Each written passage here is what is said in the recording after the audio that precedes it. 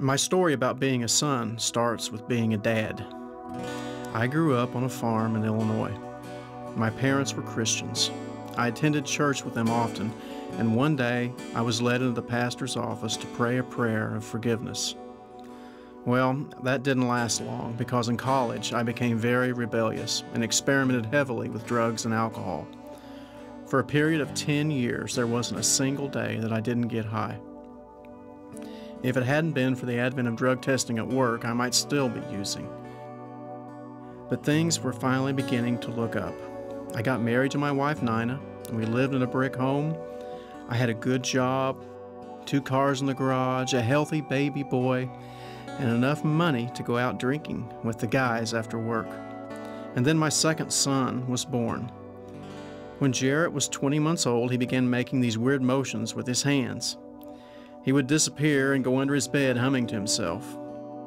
After lots of trips to hospitals, we had the answer. Autism.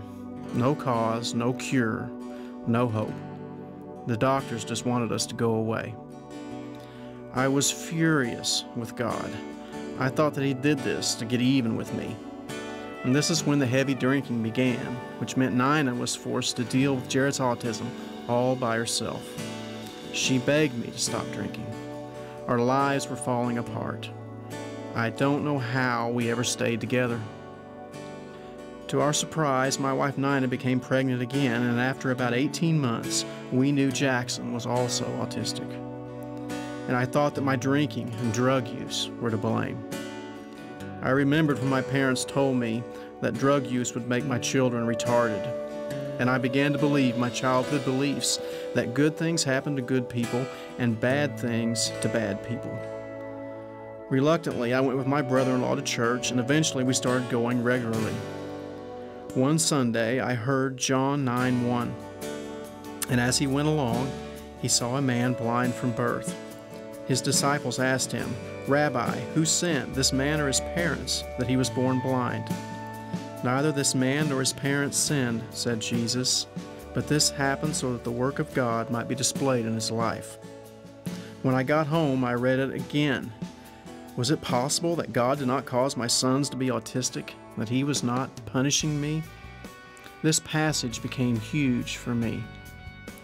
And so I found myself one Sunday on my knees, asking Him to be my Savior.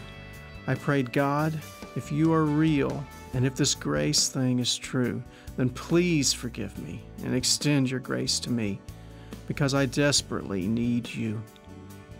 I immediately felt a sense of peace and assurance, a kind of confidence that everything will be okay.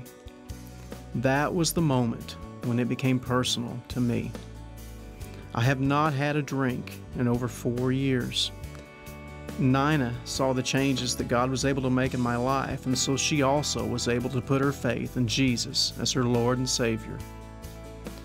Sometimes when my boys are on my lap, I wonder if they will ever know that I love them, or if they will just think that I'm some guy who gets them whatever they want from the fridge. They can't communicate how they feel. They can't express themselves. They live in their own world, and I'm not allowed in.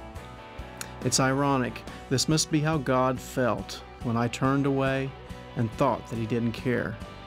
And the whole time He was just loving me. I thought that I was cursed with autistic children, but the truth is, I was blessed. My story about being a son ends with being a dad. It's personal.